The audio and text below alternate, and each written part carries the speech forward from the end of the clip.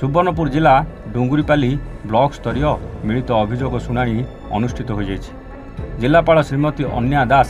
अतिरिक्त आरक्षी अधीक्षक वीरेन्द्र कुमार नायक जुग्म अभियोग शुणाणी शिविर में योगदान कर जनसाधारण विभिन्न आपत्ति और समस्या निहित 63 गोटी पंजीकृत अभियोग दरखास्त ग्रहण करते। तन्मध्य व्यक्तिगत दरखास्त 54 गोटी ग्रहण कर बेले 9 गोटी सामूहिक दरखास्त ग्रहण कर 2 गोटी दरखास्त मुख्यमंत्री रिलीफ फंड आर्थिक सहायता निमंत्रे ग्रहण कर समस्त दरखास्त गुड़ी निर्दिष्ट समय मध्य समाधान करने संपृक्त विभिन्न विभागर विभागीय अधिकारी को प्रदान कर डुंगुरीपाली बीडीओ दिलीप कुमार बाडा तत्वावधान में अनुष्ठित जुग्म अभियोग शुणाणी कार्यक्रम में अतिरिक्त जिलापाल राजेन्द्र माझी, मुख्य उन्नयन अधिकारी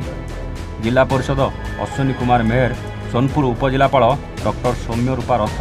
डुंगुरीपाली पंचायत समिति अध्यक्षा अहल्या साहू समेत विभिन्न जिला स्तरीय अधिकारी, तहसिल और ब्लॉक स्तरीय अधिकारी, सामाजिक प्रमुख योगदान करथिले। सुवर्णपुर उमाकांत बाग रिपोर्ट, वन ओडिशा।